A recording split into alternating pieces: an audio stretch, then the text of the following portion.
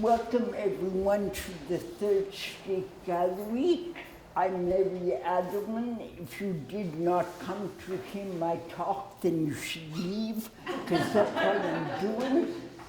I was trained as a painter, and I mostly draw because drawing is what I love, and edges and line is really important to me. And one thing button up against another blows my mind every time. So then, like 17 years ago, I had a benign brain tumor, luckily, and the doctor screwed up and left me with a very strange accent. So if you don't understand something I say, please ask me to repeat it, or I will get an interpreter in the audience who is able to do that. It just takes a little while to get used to my talking. Okay, and then I got involved with clay because of a couple of friends, and I really love it.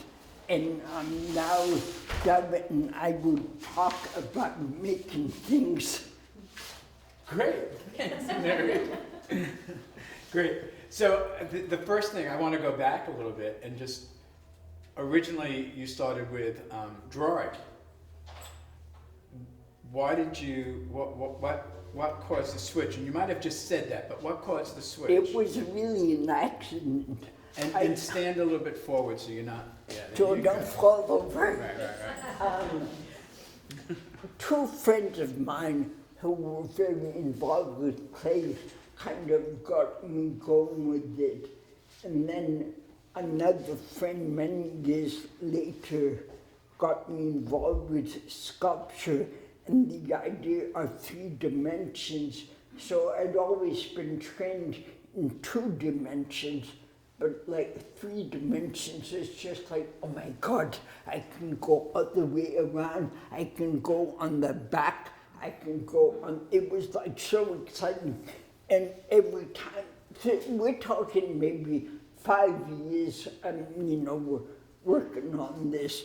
And so I still draw all the time, and I draw every Thursday night from the figure, and I love the figure, and I am a figure. So, and we talk to figures, and we are all figures or humans, and so that's really my primary interest. And Good. And I know you want to talk about this one, but I just want to go one more time, or think about one more thing. If you look at the, taking your time looking at the figures that Meri has done, over the years, occasionally, actually about 4 or 5 years ago, Meri used to make a figure and drop it off at my apartment. We live in the same building. We'd just sit there on my dining room table. And eventually, its name came to me. And then a whole story came to me. With one of her pieces, you get to see a story. And it's really, it's phenomenal to me that it was so easy. It was just so easy for the story to come to me, and yeah. So I know that Meri wants to talk about this one, and yeah, so tell us something. I think there are 2 ways of working. One is that you have an idea or an intention, and you bring that with you to the studio. And like me, you have a drawing or sketch, and then the other way of working is you allow the medium to direct you, and you don't really have an idea. And I tend to be the latter. So, I know I'm going for a head.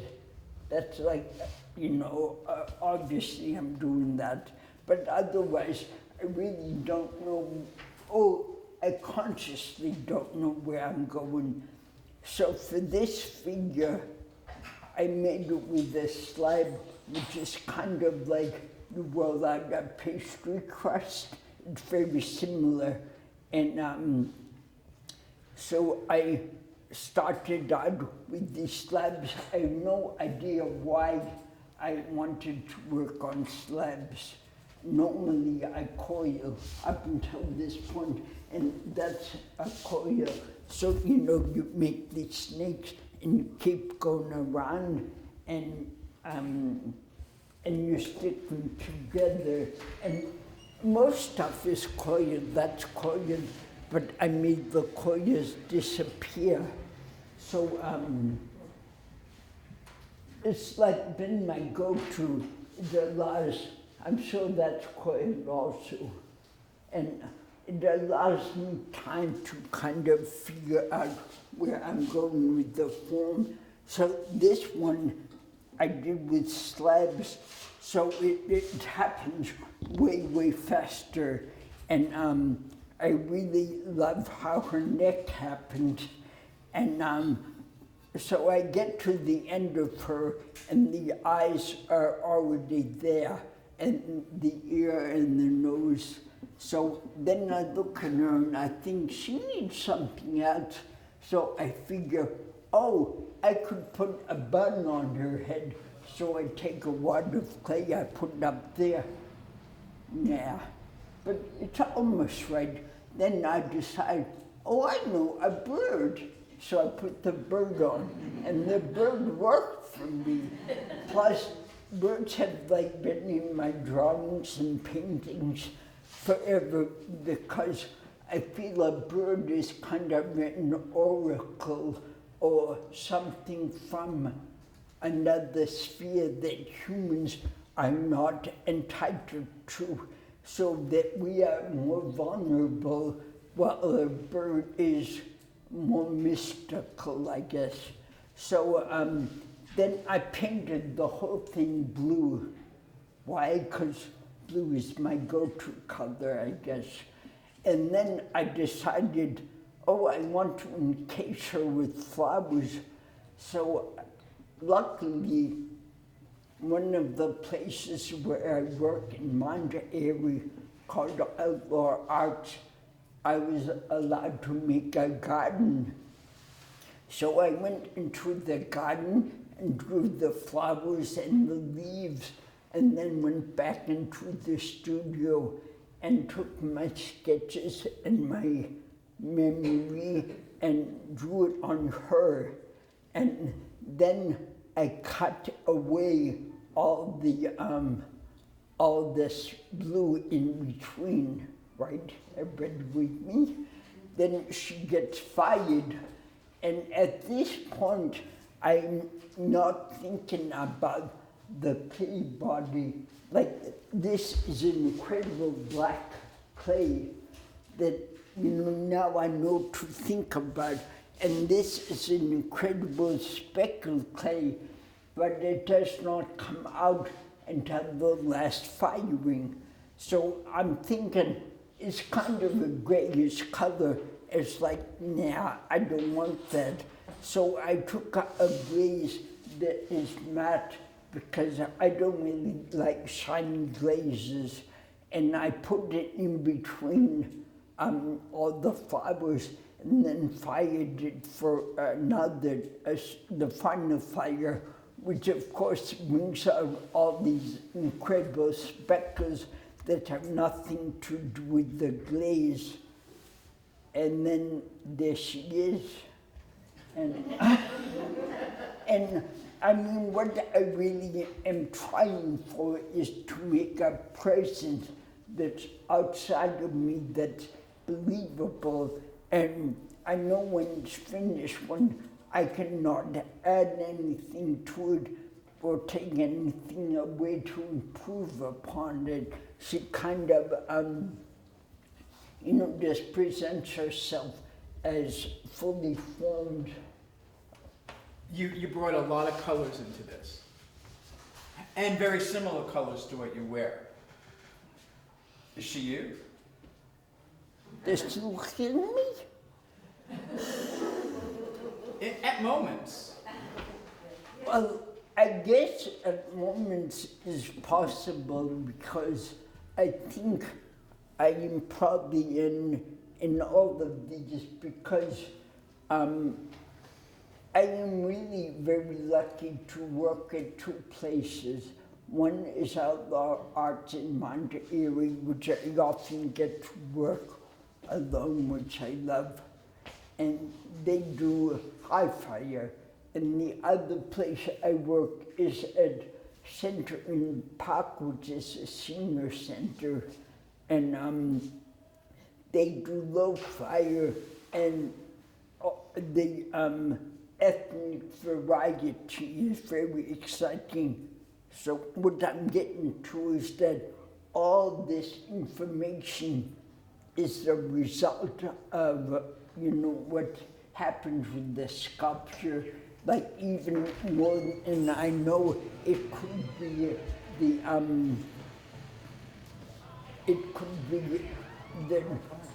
the kids talking on the way walking to the studio. It could be the other people at the table. I'm always, inspired by everything that's around me. I have a question, that you said high fire and low fire. What does that mean for those of us who don't work in ceramics? That's a good question, because I really don't get it yet.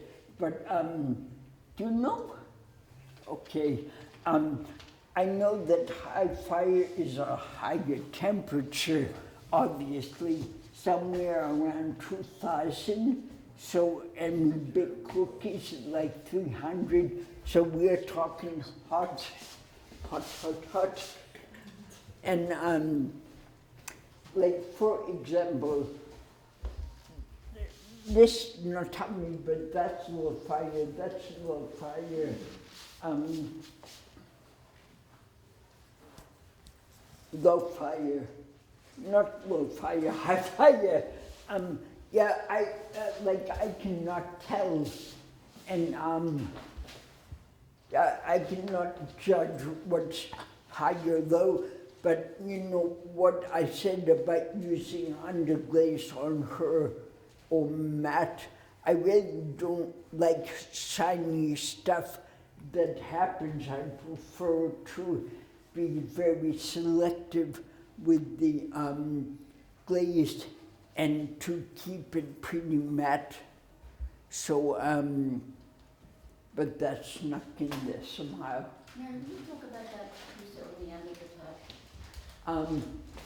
This is a lovely piece that it's the last piece I did. It came after her and it is low fire. And really it's one of those pieces that as you are making it, it just like happened. So you made that with coils or you made that with slabs? Good question, okay. I have a feeling, it's a really good question. It seems like it might have been started as a pinch pot, and I'm not sure how I made it, but that's the very cool thing, besides wanting to puke from nervousness. The good thing about this talk is that it really made me think about my intention and what I'm trying to do. So yeah, next time. Many of these pieces seem to have, I don't know whether to refer to it as spirit on the top, or I notice it being a theme that travels through a lot of your pieces. Is there anything specific that you'd like to say about that?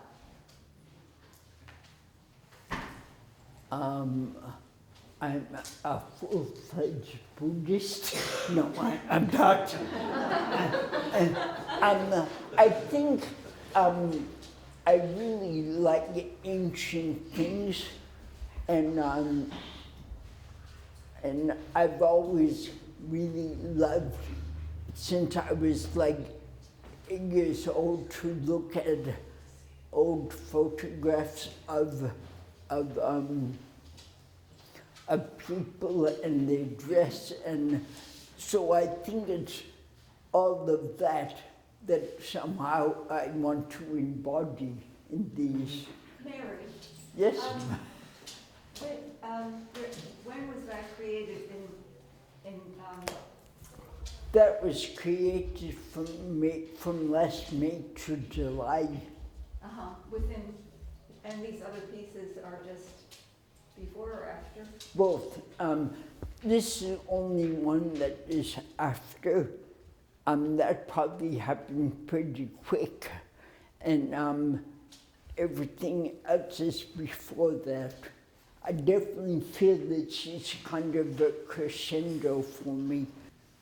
Yeah, it's probably the first piece that is truly sculptural that I did not feel I had to make functional or leave the head open, which was really this feeling I had that the head had to be open to receive all the information and to let out any of the extraneous stuff. And I also felt that it had to open. That was really important, and then the cookie jars, of course, were like functional and had a lid, and that was so important to me. So then I finally got to, I don't need an open head, I don't need a vase, I'm just making her. And then this came, so I feel that's kind of the direction I'm going in now. Yeah, it has such great freedom. Can you describe your drawings for people here? My drawings are fabulous. How's that? Well, they're very dramatic. Do you want to describe them? They're very dramatic in terms of your use of black and white. And they're really beautiful. I mean, they're Thank you. really surprising. Thank you. And what I wanted to ask was, what is the relationship, or do you feel the relationship between your drawings and this work? Well, the only thing that like enables me to, you know, do this kind of thing. And otherwise, I might be at a loss for that.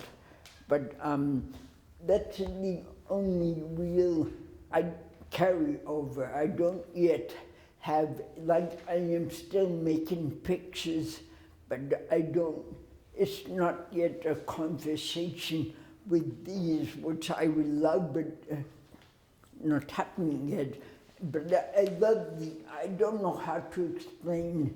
I draw at home, I go to studios to do clay, because clay is really dusty and messy. And so I don't know yet how they meld together, but I think the drawing is really important for me when I come to the clay. Yes, miss? You also do painting as well as drawing. Oh, okay. Well, I'll say that you do. Okay. Do you, especially with this piece, consider your 3D pieces on the same artistic level as your drawing and painting as art? I have to think about this for a moment without getting into that discussion about, you know, things. Well, You might know. get into that. No, I don't want to. Oh, okay. But ask the question again, please. Well, you do drawing and painting, and that's mostly what you did when I first met you. Now that you're doing this and moving into more color and going in some new directions, do you consider the work that you're doing as art, like you do with the drawing and painting? No, I don't. And because of Ellen, right here, I got involved in making 3D things, which like opened up incredible work to me. And I think people, since like the Renaissance, of course, like cavemen didn't have this problem about high art, low art, but since the Renaissance, you know, they've had this problem. Like Michelangelo makes 3-sided sculpture. He doesn't care about the back. I care about the back, because they're really meant to, you know, be in the round. So the great thing for me about sculpture and ceramics is that there's no preconceived idea, there's no right or wrong, there's no critic in my head going, oh, you can't do that. And I had that with painting because that's what I was schooled in. But here I have incredible freedom to just grow and see what's going to happen. And I love that. And when I've been, like, I can be there 8 hours a day easy, and I stop and I look, and there's the battlefield where I have left all these pieces of clay from working. And I am having a hard time, like, accepting that it's okay to do this and not draw. I constantly feel bad that I'm not in my studio drawing. So it's a real tussle at the moment. But does that have to do with you working from life when you're drawing? And you working from your imagination when you're doing these? No, it has more to do with what is real art and what isn't real art. Correct. And We're gonna, that's when I know, I read the C shows. yeah, definitely, it's a project of art school, I think, like deciding the hierarchy of which is more important. But I really love the, you know, there's no critics in my head as there is when I draw. Yeah, once I made the form, which is for me the really exciting part, like tell me this horse with this a crooked jar, because his head comes off. It's like the ultimate, and the black clay was such a revelation, and like I don't really get glaze yet. I don't get how to use it. I don't get non-glaze, but I'm getting better.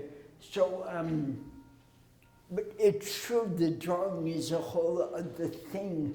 The embellishment on top of it is another whole other problem. And because I can draw, I am able to do it. The difference between the drawing and painting for me is that the freedom I have here does not exist in the drawing. Oh, is that too dark? Should this be lighter? Should it be more to the right? Should I be thinking about this corner? There's all this stuff going on, and when I make stuff in clay, I'm right there. I'm not like worrying about any other voices. It's just like me trying, do I want to make it bigger, smaller, all that. So, yeah, totally right. Yeah, you're gone, I mean, you're with it, you're there. And the material is like so exciting to me. I never felt that way about paint. I do feel that way about charcoal, but not paint. But I guess once I'm finished with the form, it's like, oh geez, what do I do now? So, that takes some planning. I have to show you that I will be very wary. Oh, this is. So there's this side, but somebody that bought it preferred this side, so that's why. But it's always like another opportunity to say something. So that's why I like to do that. But this is like a canvas that you can, draw and paint on. It's not as exciting for me as the sculptural pieces. Okay, I just want to end with that quote that is really important to me and that I think kind of sums up Go back into that stuff. what I do. You all should know that Barnett Newman, who was a painter, said that sculpture is what you back into when you are looking at a painting.